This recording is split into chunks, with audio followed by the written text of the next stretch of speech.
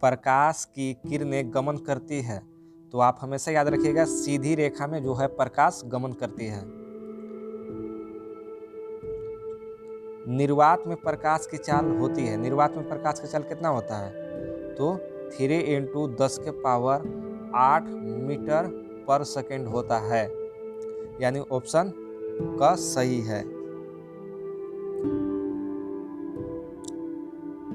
स्पष्ट देखने के लिए न्यूनतम दूरी कितना होना चाहिए स्पष्ट देखने के लिए? तो 25 सेंटीमीटर होना चाहिए। अगर 25 सेंटीमीटर से करीब कोई वस्तु आप देखिएगा ना, तो अपने आँख से आप देख नहीं पाएगा, वो धुंधला दिखेगा। इसलिए इसका न्यूनतम दूरी कितना होता है? 25 सेंटीमीटर। अब देखिए नेक्स्ट क्वेश्चन देखिए, धारा मापने के यंत्र को कहते हैं, जो धारा मापा जाता है उस यंत्र को क्या कहते हैं? तो आप बताइएगा एमीटर। एमीटर द्वारा ही धारा को मापा जाता है। देखिए V/I का अनुपात कहलाती है। V/I का अनुपात क्या होता है? तो प्रतिरोध, यानी R बराबर फार्मूला होता है V/I, ये प्रतिरोध का फार्मूला है ना। तो इसका ये पहला ऑप्शन सही है, यानी क सही है। देखिए दूसरा का पहला Fe2O3 + 2Al, फिर एरो का साइन है, फिर Al2O3 + 2Fe दिए गए इस अभिक्रिया किस प्रकार की है? तो याद रखिएगा ये विस्थापन अभिक्रिया है, विस्थापन अभिक्रिया है ना। सिरका में कौन सा अम्ल पाया जाता है? सिरका में कौन सा अम्ल होता है? तो ये होता है एसिटिक अम्ल। साधारण नमक का सूत्र है, इसमें से साधारण नमक का सूत्र कौन है? तो NaCl है, NaCl, यानी ऑप्शन का सही है। किसी विलयन का pH मान 5 है, कोई विलयन है जिसका pH मान कितना है? 5 है, तो वह विलयन होगा, वह विलयन क्या होगा? अम्ल होगा या क्षार होगा या लवण होगा, या इनमें से कोई नहीं होगा। तो याद रखिएगा, देखिए pH जो स्केल होता है वो कितना होता है? 0 से 14 तक होता है, और बीच में होता है 7 रहेगा तो उदासीन, 7 से अगर कम है तो वो हो जाएगा अम्ल, और अगर 7 से अधिक है तो वो हो जाएगा क्षार। तो इसमें देखिए कितना है? तो 5 है ना, तो 5 है तो क्या होगा? अम्ल होगा, यानी ये सही है। अब यहाँ पे देखिए CaOCl2 यौगिक का प्रचलित नाम क्या है? तो इसका नाम है विरंजक चूर्ण, जिसको ब्लीचिंग पाउडर भी बोला जाता है, जिसका सूत्र देखिए यहाँ पे लिखा है CaOCl2, यानी कैल्शियम ऑक्सीक्लोराइड, जिसको पढ़ेंगे हम ना। चलिए अब नेक्स्ट क्वेश्चन देखते हैं। देखिए यहाँ पे खाली स्थानों को भरना है। देखिए पहला है, एक अवतल दर्पण की वक्रता त्रिज्या R है, तो उसकी फोकस दूरी F होगी। F बराबर कितना होगा? तो F बराबर फार्मूला होता है R/2, यहाँ पे भराएगा R/2। देखिए अब नेक्स्ट क्वेश्चन, आवेश का SI मात्रक, आवेश का SI मात्रक क्या होता है? तो आप बताएंगे कूलाम, कूलाम होता है ना। आवेश का SI मात्रक कूलाम होता है। देखिए यहाँ पे फिर है, एल्केन का सामान्य सूत्र, एल्केन का सामान्य सूत्र, एल्केन का सामान्य सूत्र क्या होता है? तो याद रखिएगा CnH2n+1 होता है। अम्ल और क्षार के बीच अभिक्रिया को खाली स्थान अभिक्रिया कहते हैं, यानी बताना है कि अम्ल और क्षार जो होता है दोनों के बीच की अभिक्रिया को क्या कहते हैं? तो याद रखिएगा क्या कहते हैं? उदासीनीकरण अभिक्रिया, उदासीनीकरण अभिक्रिया बोलते हैं।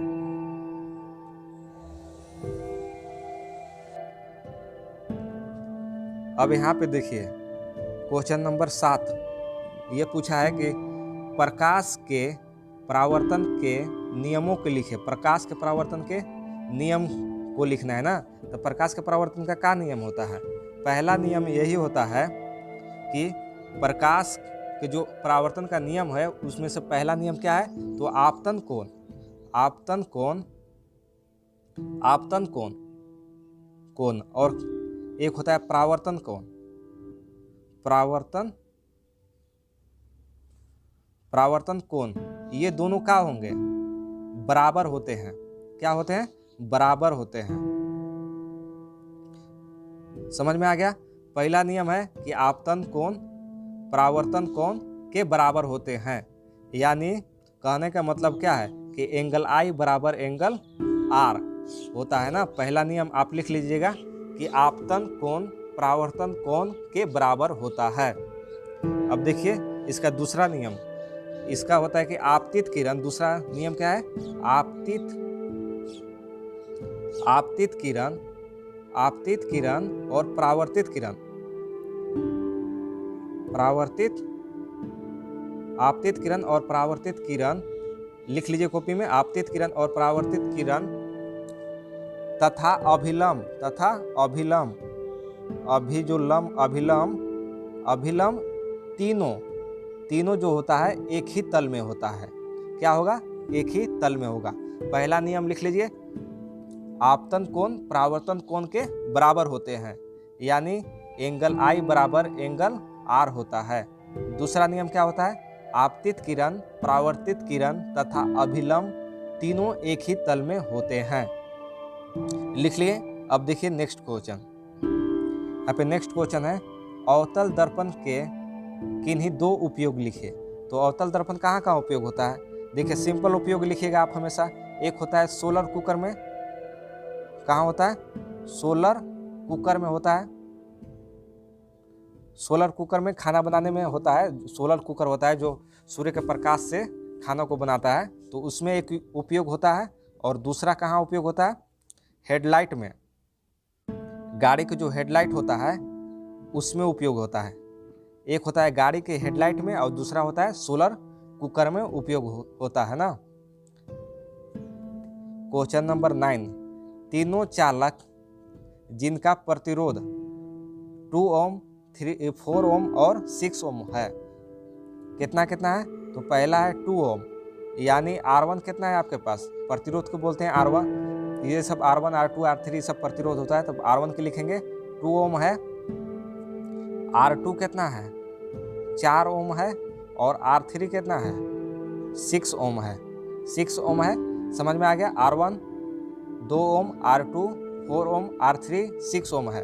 तो इसमें बोला है कि श्रेणी क्रम में जोड़ा गया है, तो इनका समतुल्य प्रतिरोध क्या होगा, प्रतिरोध क्या होगा। तो देखिए इसका फार्मूला होता है, R बराबर प्रतिरोध निकालने के लिए क्या फार्मूला होता है, R बराबर R1 plus R2 plus R3, जितना इसमें दिया है R1 R2 R3 सबको जोड़ दीजिए, तो R बराबर कितना मिलेगा, देखिए यहाँ पे 2 है प्लस 4 ओम है और प्लस 6 ओम है, तो R बराबर कितना मिलेगा, देखिए 6 4 10 2 12, यानी 12 ओम प्रतिरोध, कुल प्रतिरोध कितना है, 12 ओम है।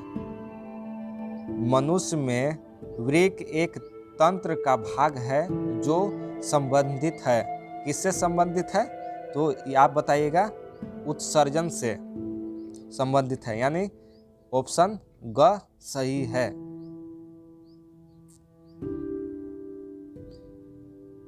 स्वपोषी पोषण के लिए आवश्यक है, क्या क्या आवश्यक है, तो कार्बन डाइऑक्साइड तथा जल भी आवश्यक है, और क्लोरोफिल भी जरूरत है, और सूर्य का प्रकाश भी जरूरत है, यानी इसका कौन सही होगा, तो घ सही हो जाएगा सभी।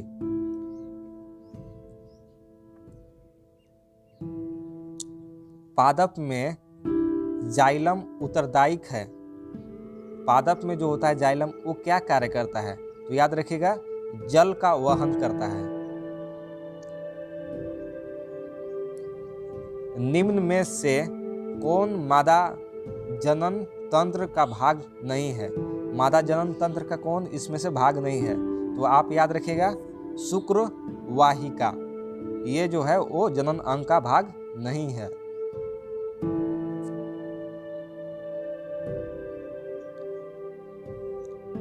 उड़हुल किस प्रकार का पुष्प है? तो याद रखिएगा द्विलिंगी।